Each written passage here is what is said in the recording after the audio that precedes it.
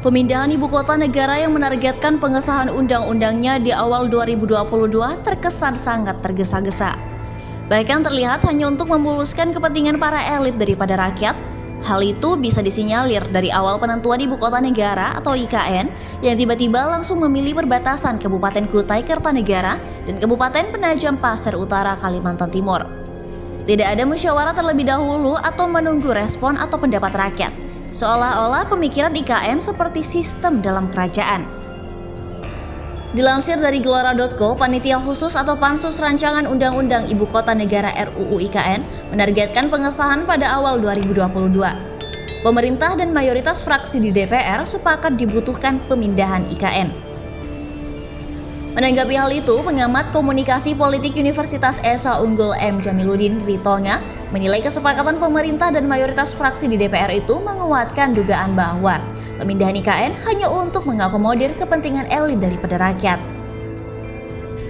Elit yang dimaksud di sini adalah eksekutif dan partai pendukung pemerintah, kata Jamiluddin dalam keterangannya di Jakarta pada Sabtu 11 Desember.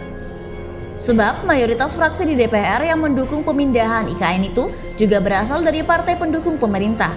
Fraksi di DPR ini akan dijadikan stempel untuk memuluskan keinginan para elit tersebut dengan target selesai awal 2022. Selain itu, RUU IKN inisiatif dari eksekutif. Hal ini, kata Jamaluddin, semakin mengindikasikan pemindahan IKN memang lebih dominan keinginan elit daripada rakyat. Pemindahan IKN semakin elitis karena Presiden Joko Widodo yang menetapkan lokasi IKN baru.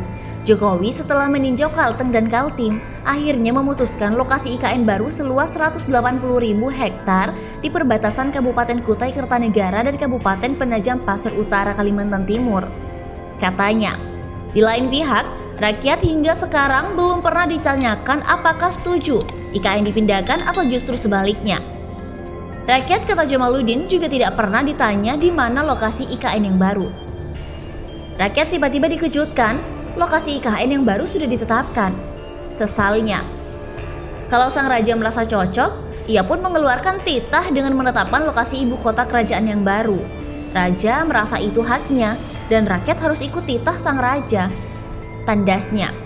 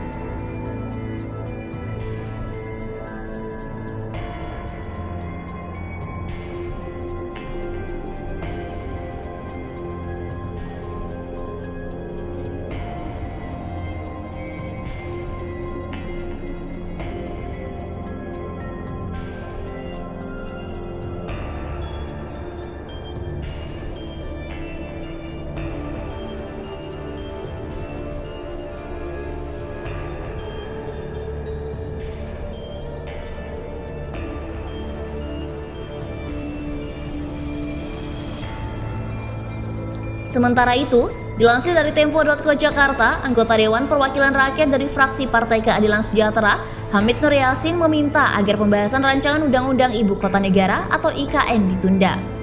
Pasalnya, pemindahan ibu kota akan membutuhkan anggaran sangat besar di tengah utang negara yang terus menumpuk. Dalam draft RUU IKN, ketentuan waktu pemindahan IKN diusulkan pada semester 1 2024. Ini terkesan dipaksakan dan sangat tergesa-gesa. Karena kondisi ekonomi Indonesia dan dunia sedang tidak menentu akibat pandemi COVID-19. Kata Hamid yang juga anggota Panitia Khusus RUU IKN dalam keterangan tertulis pada Senin 13 Desember 2021. Hamid berujar pemerintah seharusnya fokus pada pembenahan utang negara yang kini sudah mencapai 6.687,28 triliun rupiah per Oktober 2021 atau setara 39,69% produk domestik bruto atau PDB. Keputusan pemindahan IKN yang tergesa-gesa menurut dia dikhawatirkan membebani keuangan negara, seperti halnya proyek kereta cepat Jakarta-Bandung yang akhirnya membengkak sekitar 27 triliun rupiah dan harus mendapatkan suntikan dana dari APBN. Ia mengungkapkan bahwa kesan tergesa-gesa ini dikuatkan dengan fakta bahwa proses pembahasan di DPR juga lebih cepat dari biasanya. Misalnya, dengan fraksi-fraksi diminta mengirim DIM, hanya 2 hari setelah mendapat input dari para ahli dan pakar. Selain itu, draft RUU IKN yang disampaikan pemerintah kurang memberi gambaran terhadap IKN yang akan dibangun. Dalam RUU itu, disebutkan bahwa ketentuan mengenai rencana induk IKN akan diatur dengan peraturan presiden, kata Hamid. Anggota Komisi 5 DPR ini mengingatkan bahwa hal itu berpotensi menyebabkan ketidakjelasan proses pembangunan dan pemindahan IKN, yang pada akhirnya berpotensi menyebabkan pembengkakan anggaran. Karena itu, ia menyerukan agar rencana pemindahan IKN ditunda. Hamid berujar RUU IKN harus menyertakan pula rencana induk IKN sebagai satu kesatuan yang tidak terpisahkan dengan Beleit. Dengan begitu, semua aspek yang menyertai pemindahan IKN terlihat jelas, termasuk aspek keuangan. Masyarakat pun bisa diajak mengawasi pembahasan RUU Ibu Kota.